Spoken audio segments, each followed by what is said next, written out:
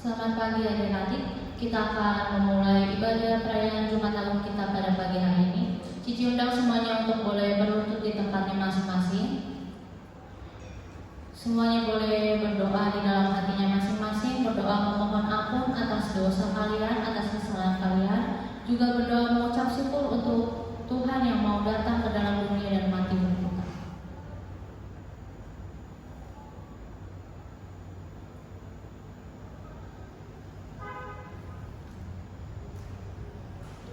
Cici undang semua untuk bangkit berdiri. Karena dosa kita, Tuhan memberikan anaknya yang tunggal untuk kita, supaya setiap dari kita yang percaya kepadanya tidak binasa, melainkan beroleh hidup yang kekal. Mari kita mengangkat pujian, karena Allah cinta diberikan anak.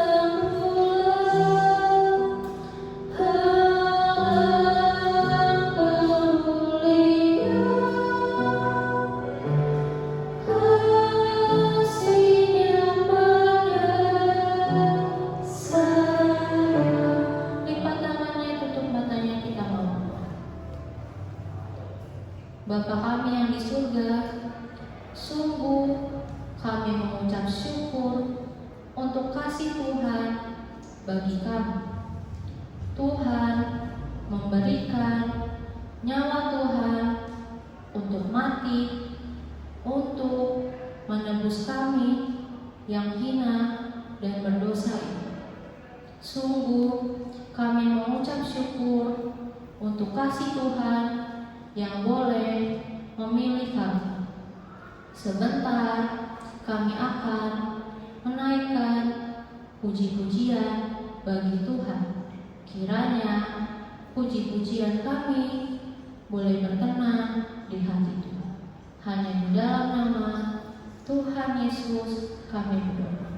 Amin.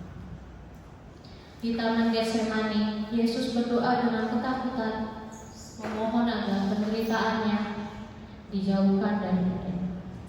Tetapi ia merendahkan dirinya dan tetap taat kepada Allah untuk mati menggantikan kita. Mari kita mengangkat pujian. Rendah hati janganlah sombong. Lihat Kristus rendah hati.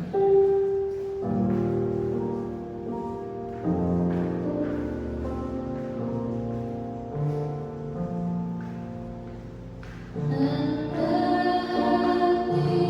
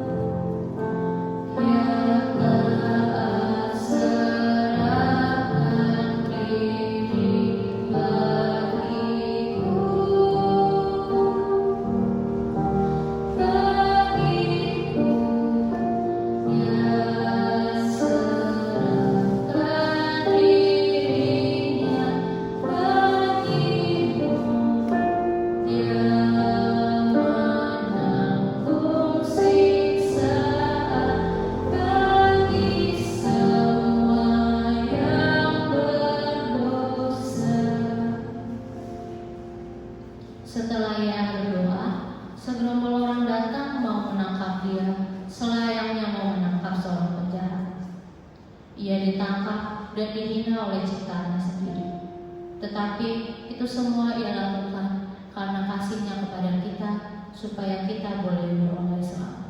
Mari kita mengangkat ujung. Tak terukur kasih-Mu Yesus, Kau telah mati.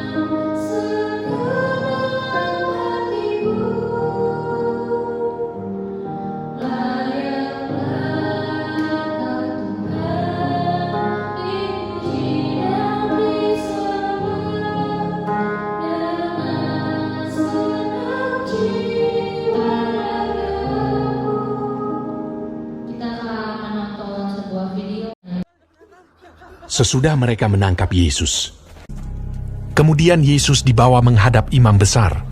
Lalu semua imam kepala, tua-tua dan ahli Taurat berkumpul di situ. Imam-imam kepala, malah seluruh mahkamah agama mencari kesaksian terhadap Yesus supaya ia dapat dihukum mati. Tetapi mereka tidak memperolehnya. Banyak juga orang yang mengucapkan kesaksian palsu terhadap dia, tetapi kesaksian-kesaksian itu tidak sesuai yang satu dengan yang lain. Maka imam besar bangkit berdiri di tengah-tengah sidang dan bertanya kepada Yesus, katanya, "Tidakkah engkau memberi jawab atas tuduhan-tuduhan saksi-saksi ini terhadap engkau? Apakah engkau Mesias, anak dari yang terpuji?" Jawab Yesus, "Akulah dia, dan kamu akan melihat Anak Manusia duduk di sebelah kanan yang Maha Kuasa, dan datang di tengah-tengah awan-awan di langit." Maka imam besar itu mengoyakkan pakaiannya dan berkata, "Untuk apa kita perlu saksi lagi? Kamu sudah mendengar hujatnya terhadap Allah. Bagaimana pendapat kamu?" Lalu dengan suara bulat mereka memutuskan bahwa dia harus dihukum mati. Pagi-pagi benar, mereka membelenggu Yesus, lalu membawanya dan menyerahkannya kepada Pilatus. Pilatus bertanya kepadanya, "Engkaukah Raja orang Yahudi?" Jawab Yesus, "Engkau sendiri mengatakannya."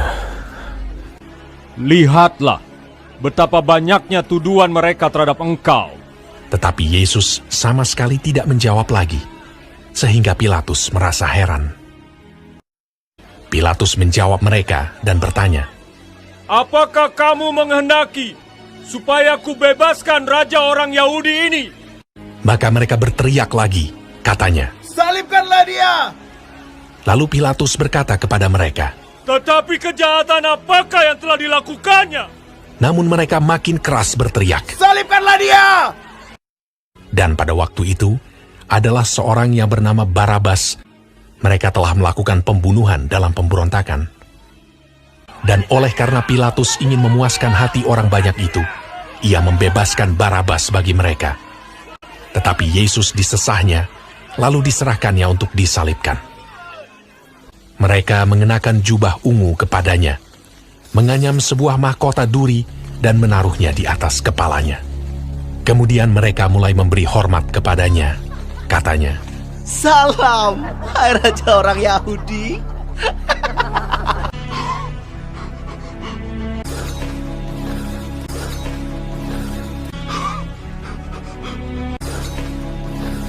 Pada waktu itu, lewat seorang yang bernama Simon orang Kirene yang baru datang dari luar kota. Dan orang itu mereka paksa untuk memikul salib Yesus.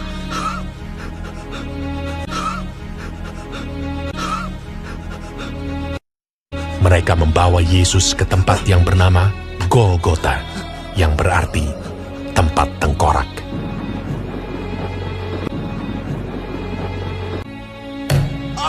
Kemudian mereka menyalibkan dia.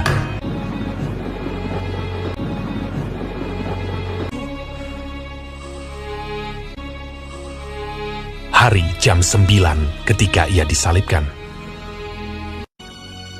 Orang-orang yang lewat di sana menghujat dia, dan sambil menggelengkan kepala, mereka berkata, "Hai engkau yang mau merubuhkan bait suci dan mau membangunnya kembali dalam 3 hari, turunlah dari salib itu dan selamatkan dirimu."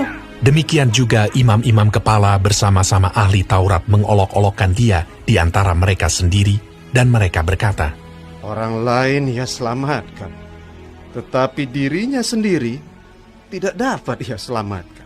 bersama dengan dia disalibkan 2 orang penyamun, seorang di sebelah kanannya dan seorang di sebelah kirinya. Bukankah engkau adalah Kristus? Selamatkanlah dirimu dan kami. Kita memang selayaknya dihukum, sebab kita menerima balasan yang setimpal dengan perbuatan kita.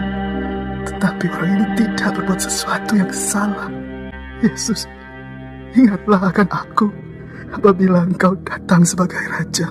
Kata Yesus kepadanya, Aku berkata kepadamu, sesungguhnya hari ini juga engkau akan ada bersama-sama dengan aku di dalam Firdaus.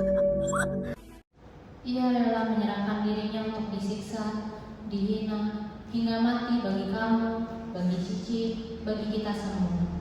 Marilah kita terus mengingat kasih Tuhan Yesus, tidak hanya di hari Jumat Agung ini saja, melainkan setiap hari, setiap saat kita mengerti dan mengingat arti dari salib Tuhan Yesus. Mari kita mengangkat pujian. Di bukit terlihatlah salib Tuhan Yesus.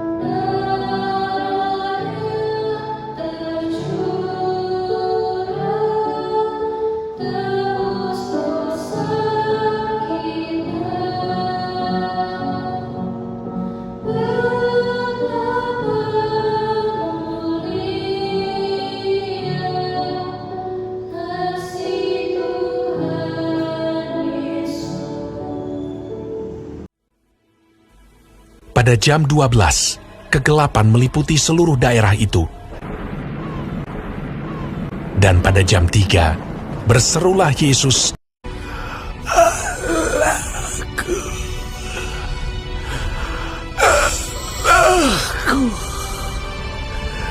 Mengapa kau meninggalkan aku? Berserulah Yesus dengan suara nyaring dan menyerahkan nyawanya.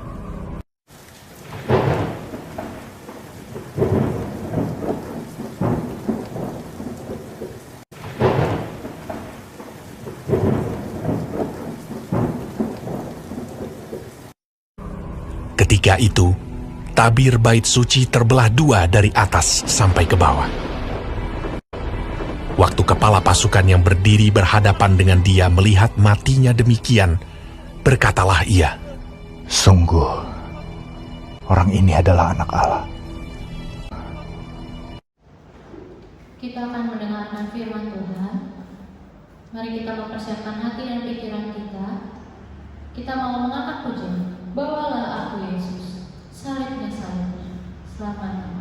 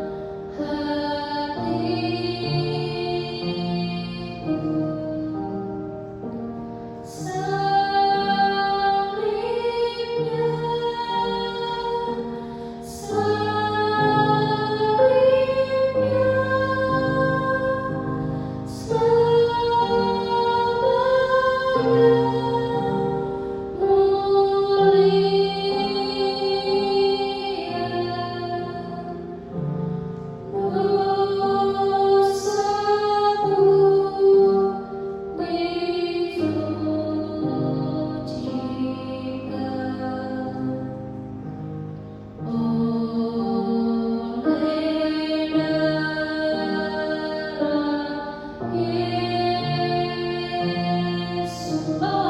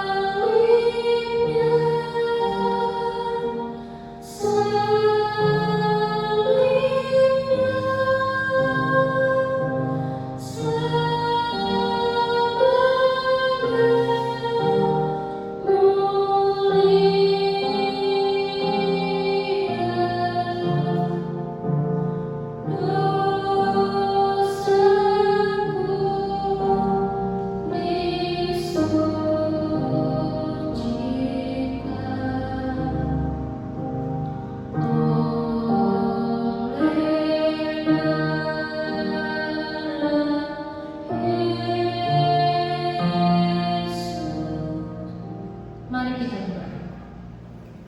Tuhan Yesus, sungguh kami mengucap syukur karena Tuhan kami boleh selamat. Karena Tuhan kami boleh dipilih untuk menjadi anak-anak Tuhan. Terima kasih Tuhan, karena Tuhan mau menyerahkan diri Tuhan bagi kami. Ajar kami untuk kami selalu mengingat dan mengerti mengenai kasih Tuhan. Sebentar kami akan mendengarkan firman Tuhan. Pimpin kami, pimpin juga guru yang akan mengajar. Hanya di dalam nama Tuhan Yesus kami berdoa. Amin. Oh iya adik-adik, Cici mau kasih pengumuman.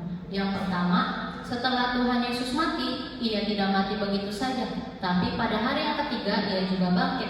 Nah, kita akan merayakan hari kebangkitannya itu di hari Minggu, 12 April jam 1 siang.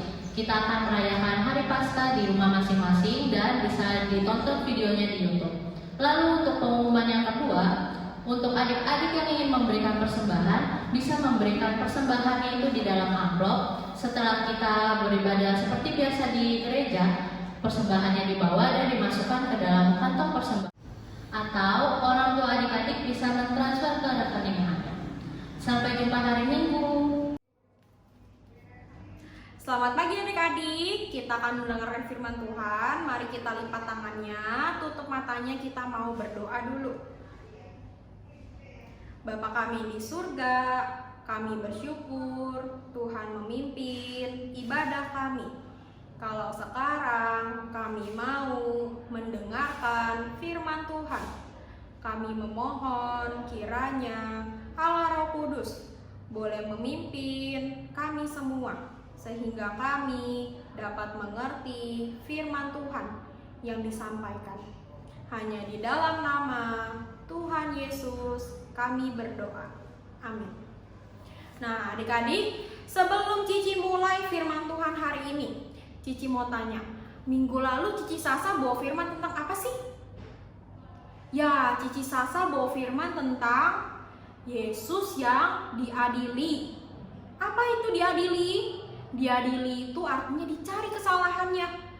Apa nih yang bikin Yesus salah sehingga dia harus disalibkan? Ternyata ada gak salahnya? Tidak, gak ada. Tapi banyak orang mau Tuhan Yesus tetap disalibkan. Mereka berkata, salibkan dia ya. Sehingga saat itu Pilatus gak bisa berbuat apa-apa ya. Dia tetap memberikan Yesus untuk tetap disalib. Sehingga saat itu Yesus akhirnya pun disalibkan. Hari ini Cici akan bawa firman Tuhan yang diambil dari Markus pasal 15 ayat 20 sampai 47. Markus pasal 15 ayat 20 sampai 47. Ya, akhirnya Tuhan Yesus pun diserahkan untuk segera disalibkan. Tuhan Yesus disiksa dulu, Tuhan Yesus dicambuk dulu. Ya, Tuhan Yesus akhirnya dibawa untuk pergi ke satu taman, namanya adalah Taman Golgota, Bukit Golgota atau Taman Tengkorak ya. Letaknya itu ada di luar gerbang pintu kota. Jadi ini adalah kotanya, terus nanti mereka keluar ya. Taman Tengkorak itu ada di luar gerbang pintu kota. Tuhan Yesus jalan pergi keluar dari sini ya, setelah disiksa terlebih dahulu. Lalu di tengah perjalanan ada satu orang yang bantu Tuhan Yesus bawa kayu salib. Kayu salibnya itu berat ya, sehingga perlu dibantu oleh satu orang, namanya siapa?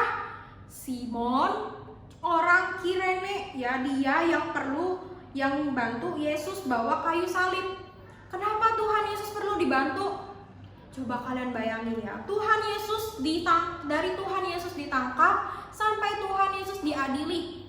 Tuhan Yesus ada makan gak? Udah tidur belum? Belum. Oleh karena itu capek gak badannya? Capek, apalagi sebelumnya Tuhan Yesus badannya sangat lelah ya, dan kayunya ini sangat berat, sehingga Tuhan Yesus dibantu oleh Simon orang Kirene untuk bawa kayu salib ini sampai ke bukit Golgota ya. Saat itu, saat Tuhan Yesus sudah sampai di atas bukit Golgota, dia dipaku kaki dan tangannya ya dan diberdirikan di atas kayu salib. Sakit gak kalau tangannya dipaku, kakinya dipaku? Ya kalau Cici tangannya diketusuk jarum aja udah merasa sakit. Apalagi ini Tuhan Yesus kaki dan tangannya harus dipaku. Ya saat itu Tuhan Yesus disalibkan pada jam 9. Lalu bersama-sama dengan Tuhan Yesus ada 2 orang yang disalibkan juga ya, di samping kanan dan kirinya Tuhan Yesus ya. Kalian lihat.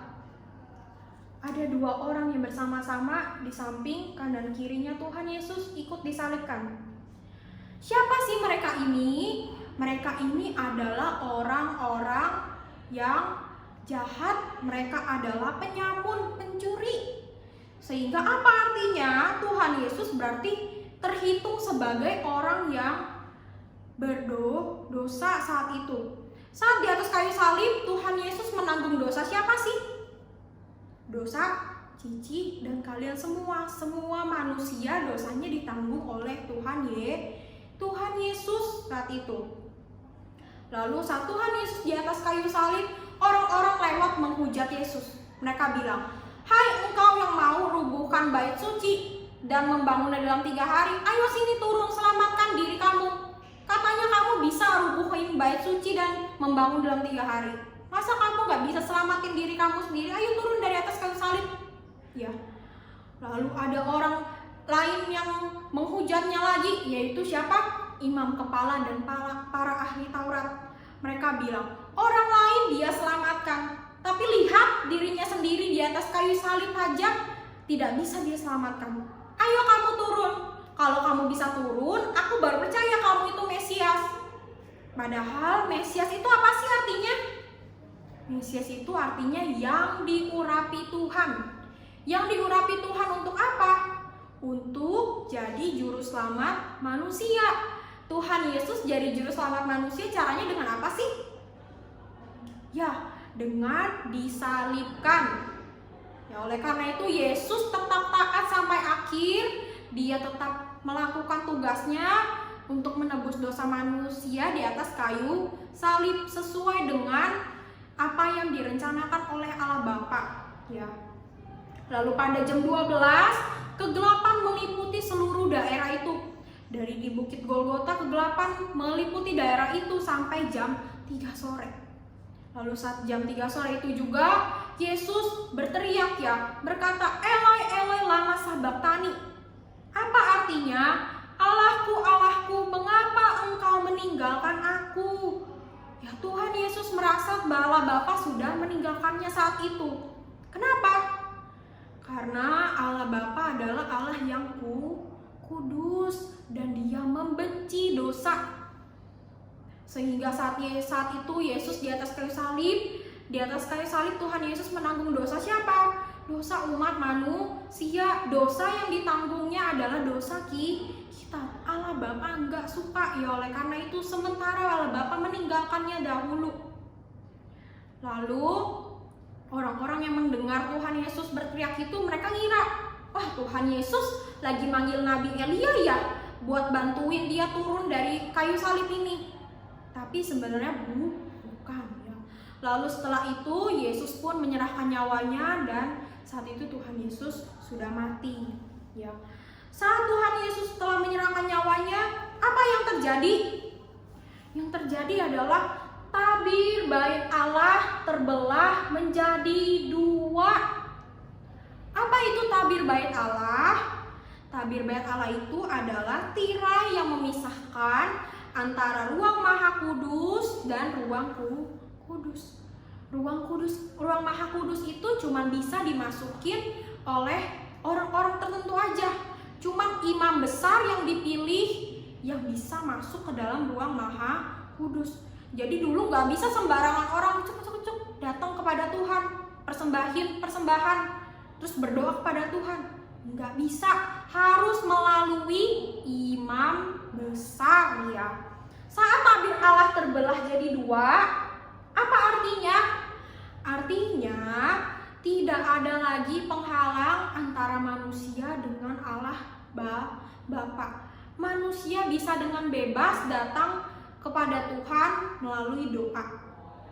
Oleh karena itu sekarang kita pun bisa dengan bebas ya, mau doa kepada Tuhan bisa kapanpun.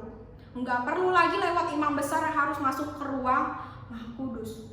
Ini yang telah Yesus kerjakan ya, dia menjadi jalan bagi kita untuk datang kepada Allah Bapa yang di surga.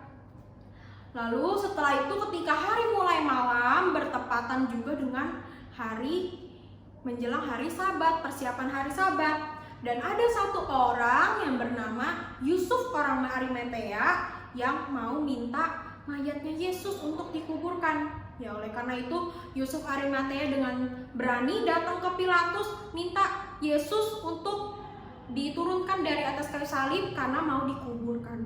Pilatus akhirnya nyuruh kepala prajurit, ayo kamu coba cek, emang benar apakah Yesus sudah mati? Oleh karena itu kepala prajuritnya cek. Saat dicek, wah benar, Tuhan Yesus sudah mati. Oleh karena itu dia kasih tahu ke Pilatus kalau Tuhan Yesus benar-benar sudah mati. Oleh karena itu Pilatus kasih izin ke Yusuf Arimatea. Dia izinkan untuk mengambil mayat Yesus untuk bisa dikuburkan ya. Tuhan Yesus dikuburkan di dalam gua seperti ini ya. Tuhan Yesus diberi kain kafan lalu dimasukkan ke dalam kubur ini. Lalu hukuman salib yang Cici ceritain hari ini yang Tuhan Yesus alamin ya. Hukuman salib ini adalah salah satu hukuman terkejam yang ada di dunia. Kenapa terkejam? Karena hukuman ini membiarkan orang yang disalib merasa sakit dulu, sakit selama berjam-jam baru nanti bisa mati. Dalam cerita hari ini kita melihat Tuhan Yesus baru mati setelah 6 jam digantung dulu di atas kayu salib, baru Tuhan Yesus mati. Itulah yang Yesus alami, itulah yang Yesus rasakan.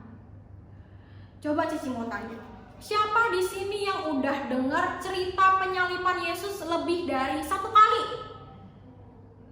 Ya, Cici yakin dan percaya beberapa dari kalian pasti sudah sering mendengarkan cerita ini.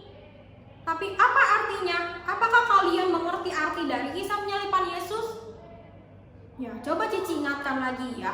Kisah dari penyaliban Yesus ini bertujuan untuk apa sih?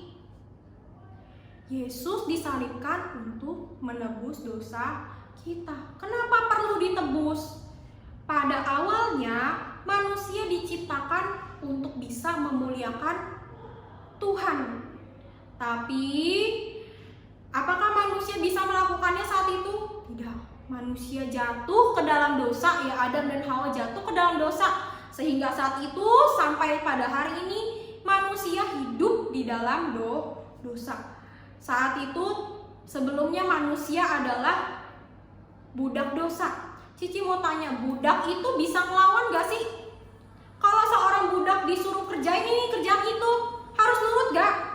Harus ya, budak itu harus nurut apapun yang disuruh oleh majikannya. Sehingga tadinya manusia ini adalah budak dosa. Manusia bisa melawan gak untuk tidak melakukan dosa? Tadinya enggak bisa. Tapi Tuhan Yesus yang mati di kayu salib menang atas dosa. Sehingga kita bisa melawan dosa. Yang tadinya kita adalah budak gak bisa ngapa-ngapain. Tapi Tuhan Yesus beri kita kekuatan akhirnya untuk bisa melawan dosa. Sehingga kita beroleh hidup di dalam Tuhan, hidup yang kekal. Kenapa sih Ci ini dilakuin oleh Tuhan Yesus? Tentu saja karena kasih Tuhan yang begitu besar kepada kita. Kita diberi kesempatan lagi untuk bisa datang kepada Tuhan. Yang tadinya manusia dengan Allah itu adalah seteru ya. Manusia adalah seteru Allah, manusia gak bisa datang kepada Tuhan. Tapi Tuhan Yesus memberikan jalan sehingga manusia bisa datang kepada Tuhan. Ya, oleh karena itu masih mau gak kalian terus-terusan berbuat dosa? Harusnya tidak. Karena Tuhan Yesus mati di atas kayu salib supaya kita bisa menang melawan dosa. Sehingga kita harusnya tidak selalu sukanya bikin dosa terus, sukanya nyontek, sukanya mencuri, sukanya berbohong, sukanya jahilin teman, sukanya pukul-pukulin orang. Harusnya bukan itu. Harusnya kita sudah bisa hidup menyenangkan Tuhan yang memberi kita kuasa untuk bisa menang melawan dosa, yaitu adalah alasan dari Tuhan Yesus harus disalib.